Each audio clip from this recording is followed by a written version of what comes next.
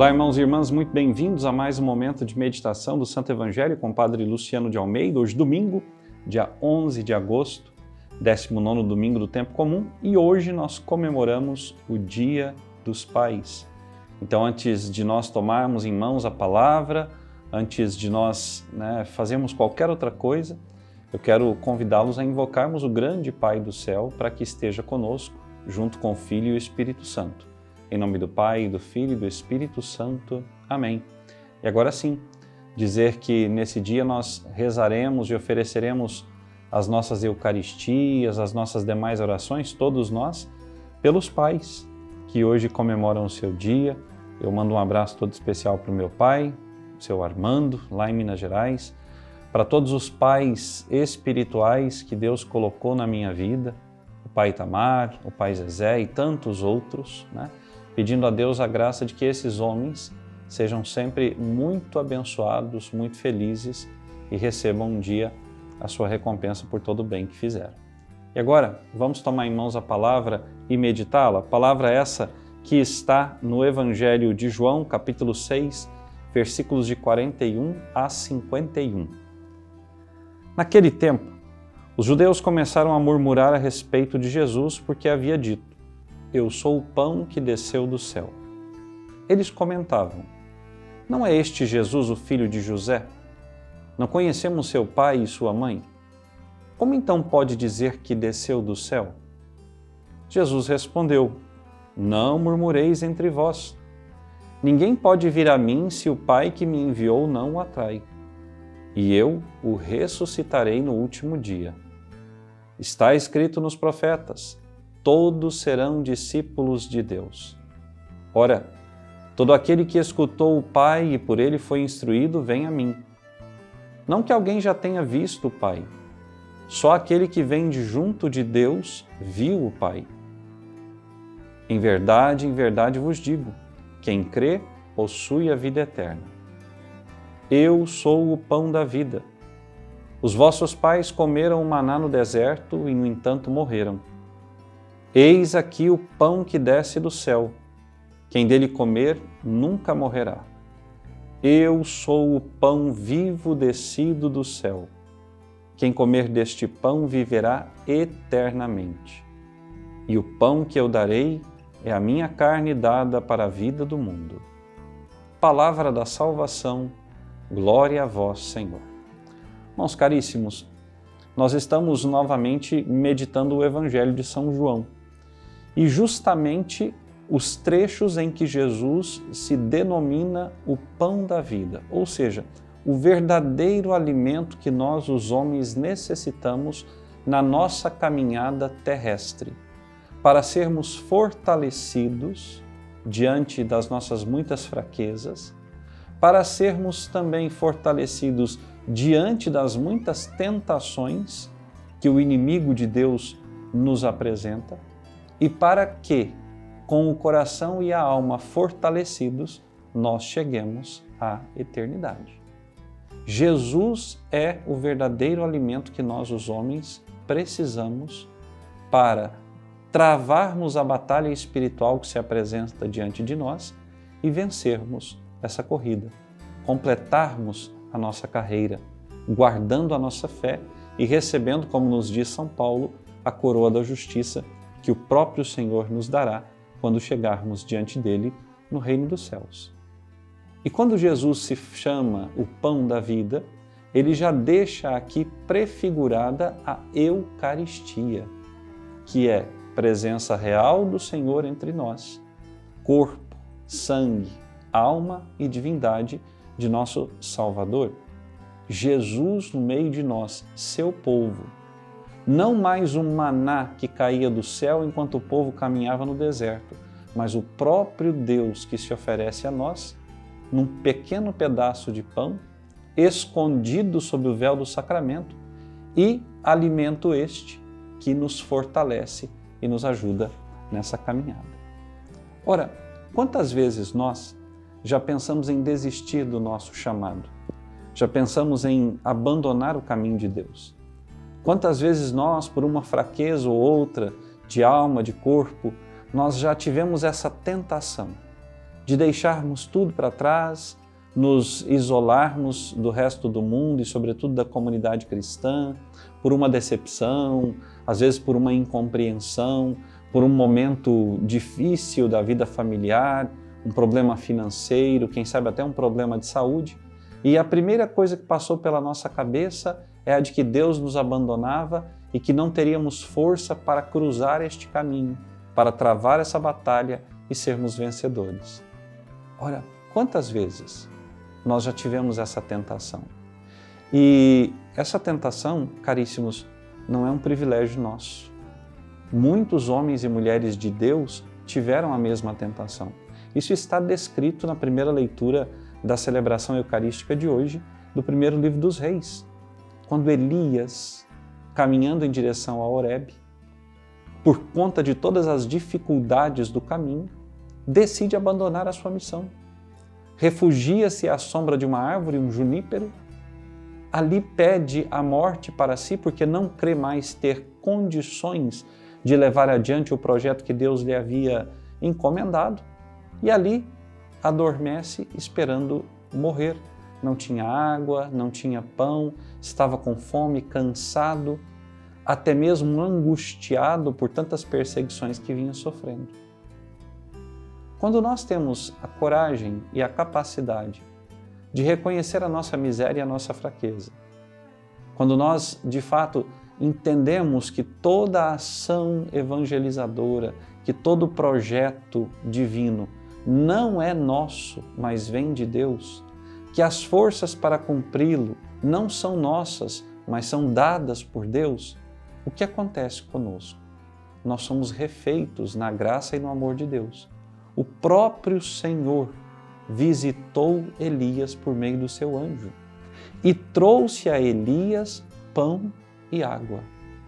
A água nos lembra e recorda o batismo, recorda a presença do Espírito Santo entre nós. E o pão nos recorda a palavra e a Eucaristia, alimentos para a nossa vida, para a nossa caminhada. Quando Elias acorda, vê o pão e vê a água, ouve do anjo: levanta-te, come e põe-te a caminho. Elias come, sacia sua fome física, sua sede física e adormece novamente. Quantos de nós que vamos semanalmente à Eucaristia, que vamos ouvir a palavra, que a meditamos em casa, que rezamos, simplesmente estamos num estado letárgico, numa espécie de paralisia do sono? Sabemos o que Deus quer de nós, sabemos onde Deus deseja que nós estejamos, mas simplesmente estamos ali, adormecidos, estagnados. É preciso ouvir a voz de Deus. É preciso ouvir o que o Senhor manda a nós, sobretudo por meio do anjo da guarda. E vejam, Elias adormeceu novamente e o anjo do Senhor disse: levanta-te e anda e põe-te a caminho. Tens ainda algo a cumprir. Essa palavra hoje, caríssimos, é para mim e essa palavra é para ti. Essa palavra vem chamar a nossa atenção diante das muitas vezes que nós desanimamos e achamos que não há solução para as nossas dificuldades, que não temos forças suficientes para cumprirmos o que Deus quer. Nossas forças, de fato, não existem, mas quando o Senhor está conosco, nos alimentando pela Eucaristia e pela palavra, nós somos sim capacitados para cumprirmos a missão.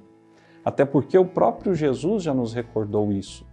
Eu não escolhi os capacitados, eu capacito os que eu escolhi. Eu e você fomos escolhidos.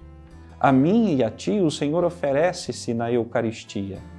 A nós o Senhor fala por meio da sua palavra. Então não cabe a nós uma atitude de desânimo, mas não, uma atitude de confiança, porque nos piores momentos da nossa vida, lá estava o Senhor. Elias estava sendo perseguido e lá estava o Senhor. Lá estava o Senhor o alimentando, fortalecendo e protegendo. Nós precisamos entender isso. Mas às vezes nós temos a seríssima tentação de cairmos na murmuração. O mesmo pecado dos mestres da lei e fariseus no evangelho que nós ouvimos hoje, segundo São João. Murmuravam contra Jesus. A murmuração, ela anula por completo a graça de Deus na nossa vida. Porque o murmurador, ele não reconhece o poder de Deus. O murmurador, ele é sempre insatisfeito.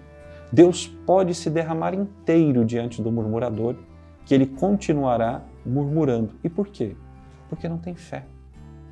A murmuração, ela é uma atitude típica de quem não tem fé.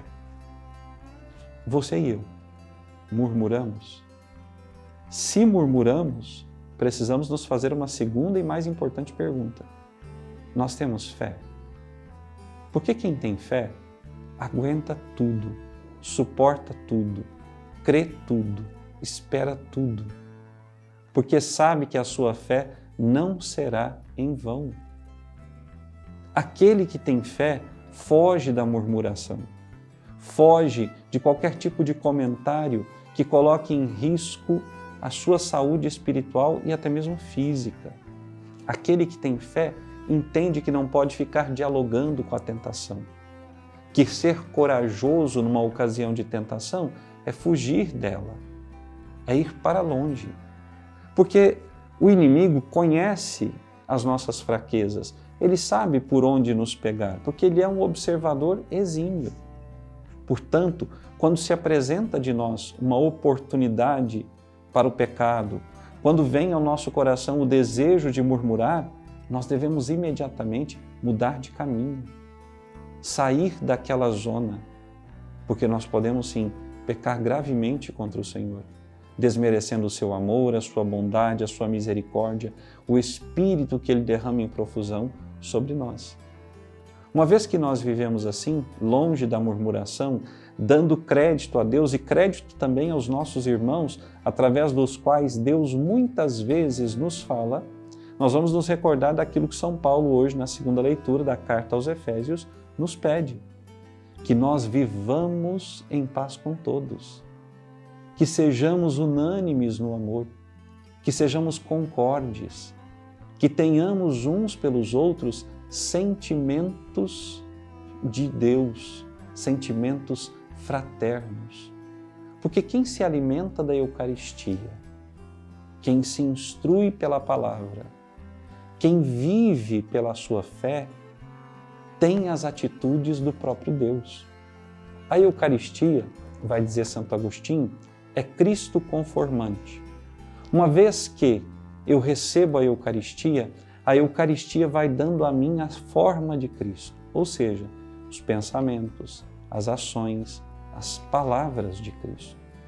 E é por isso que São Paulo, na segunda leitura, insiste que nós devemos ter uma atitude diferente das dos demais homens. Nós que somos alimentados pelo próprio Cristo na sua palavra e na sua Eucaristia, não podemos ter as atitudes das pessoas do mundo. O homem passado, o homem velho, já não é mais cabível a nós. E por quê? Porque o Senhor está conosco. Nós o conhecemos, nós o recebemos, nós o ouvimos, nós nos alimentamos dele. Então, caríssimo, hoje, nesse dia, nesse domingo, eu quero te fazer um convite todo especial. Provai, de uma vez por todas, quão suave é Deus na sua vida. Deixe-se preencher pela palavra. Deixe-se forjar pela Eucaristia. Sinta a presença de Deus na sua vida. Não murmure mais.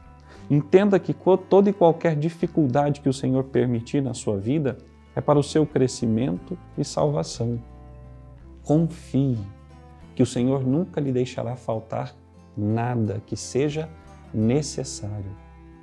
Transmita aos demais tudo aquilo que o Senhor tem dado ao seu coração, por meio de palavras, gestos e pensamentos. Mostre ao mundo que aqueles que vivem da Eucaristia e da palavra têm paz, e uma paz que o mundo não é capaz de dar.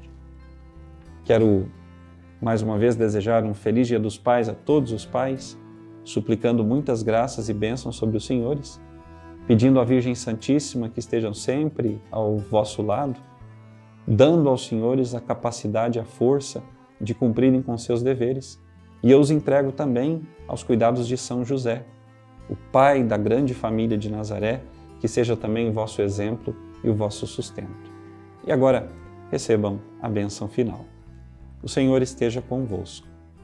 Por intercessão da bem-aventurada Virgem Maria, de São José, seu esposo, e São Miguel Arcanjo, desça sobre vós, vossa família, vosso trabalho, sobre todas as vossas necessidades materiais e espirituais, e permaneça para sempre a bênção de Deus Todo-Poderoso, Pai, Filho e Espírito Santo. Amém. Até amanhã.